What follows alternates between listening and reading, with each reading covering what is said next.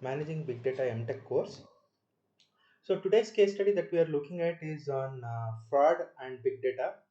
Right? You know that there are different types of frauds which happens, and say it be pharmaceutical fraud, it may be a credit fraud, it may be different types of fraud which happens. Now, how does big data basically help in tracking these frauds, right? So data is available in all possible manners, right? For example, if you take pharmaceutical frauds, right, you have fake medicines that are being prepared, right, fake prices which are being associated with a medicine, right. There are a lot of violations with respect to rules and norms which has been stated by the government and the law of land.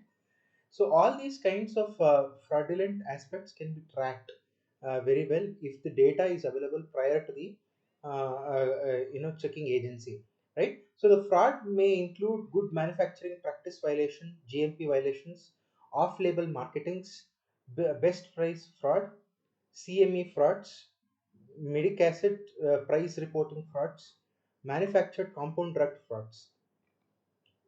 So, good manufacturing practice violation is one of the ethical practices that are used in medical manufacturing, where the manufacturing unit or the factory should be adequately equipped with sufficient manufacturing facilities, very well trained personnel, stringent control over manufacturing process, appropriate lab controls, complete and accurate records, reports, appropriate finished products with examination, and so on.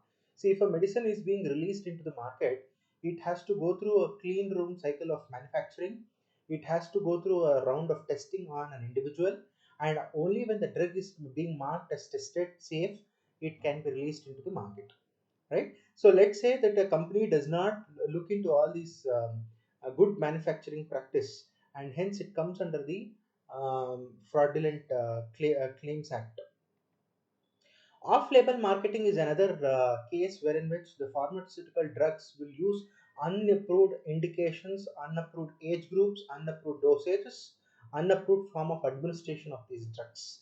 Right? For example, certain drugs are being mentioned that you should not take thrice a day or for 4 times a day, but the company would refer for a different consumption of that drug.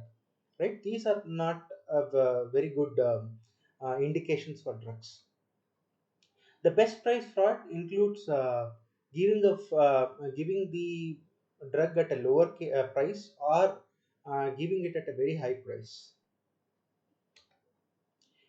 So it includes cash discounts, free goods, contingency upon purchase, volume discounts, rebates, and so on, where fraud can occur from the manufacturing price side. Okay. Mid-accurate price reporting is one of the cases where some of the companies misrepresented material facts regarding the regulatory origins are being used in this case. So fraud and big data, the another important and a very big case study here is the credit card fraud, which has been seen for a very long time, right? Right since the time when the card system started in 1999, we have been seeing one or the other cases of frauds with the credit cards, especially. So in 2001, when the statistics was 2011, when the statistics was taken, there was a case of 87% credit card frauds, which resulted in a loss of $6 billion. Today, if you take the credit card fraud, though the way in which the frauds have decreased, but the number of cybercrime such incidents have increased to a larger extent.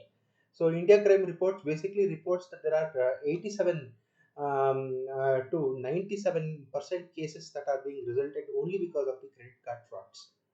So it is very important that we do a credit card fraud detection ahead of time. Rate of incidents that are rising with respect to the market. The main culminating factors here are the social media and mobile phones, which are new frontier where frauds are happening. Right. So it is also very important that to bring awareness to the customer about what is correct and what is not correct in doing the credit card related transactions. And it's also very important that you conceal all your identity for an unknown person who is trying to authenticate with your system. So 63% shared their high school names, 80% shared their phone numbers, 12% shared their pet names. These are all the typical examples of how you're sharing your shared secret keys right? With secret questions which are very personal to you, which is not supposed to be shared anywhere on the social media as well. So the credit card transactions are monitored on real-time basis, and if there are a bar on certain transactions, the company would immediately call the customer and ask it to find out whether you have done the transactions or not. So there is always a check on inconsistency as well as suspicious activity which happens on your transactions. So now how big data is involved in this? The years of customer record transactions are more than to 300 billion records that we keep seeing, a very high volume, high velocity, dynamic transaction, social media information, high variety, social media plus unstructured data plus customer emails plus call center conversations plus transaction data, structured data, and lot of other data comes into picture in the case of this particular case study. So process of identifying the credit card fraud. Now, the step by step is first you are flagging a suspicious credit card transaction, which is near real time or multi attribute monitoring. You are taking a real time input from the transaction data and customer records to find out the validity of that particular transaction and enforce certain detection rules to it. Have certain pattern recognition against the data to score weight the individual transaction across the rules of score dimension. Right, this is a very important and a peculiar step because a customer would definitely not do a series of a transaction within a span of 15 minutes. Let's say that there are suspicious 10 transactions that he has made within a span of 15 minutes. That means that it is to be marked as a suspicious activity. So the cumulative score which is tagged with each transaction records are compared against the threshold to find out whether the transaction is potentially suspicious or not. Right? Once when the transaction has been processed, yeah, you will find out whether the transaction is legitimate or not a legitimate transaction. There is a percolator system which is incrementally used for processing large data sets. This is especially used by Google. Looking at the URLs and page ranking system that Google page that basically uses. So percolator basically handles both structured as well as unstructured data.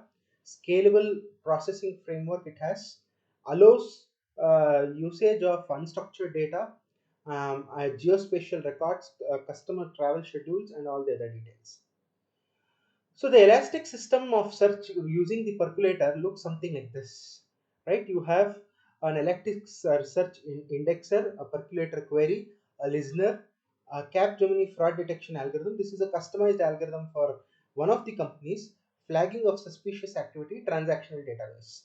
So these are the way in which the near real-time event processing framework basically works using elastic search system.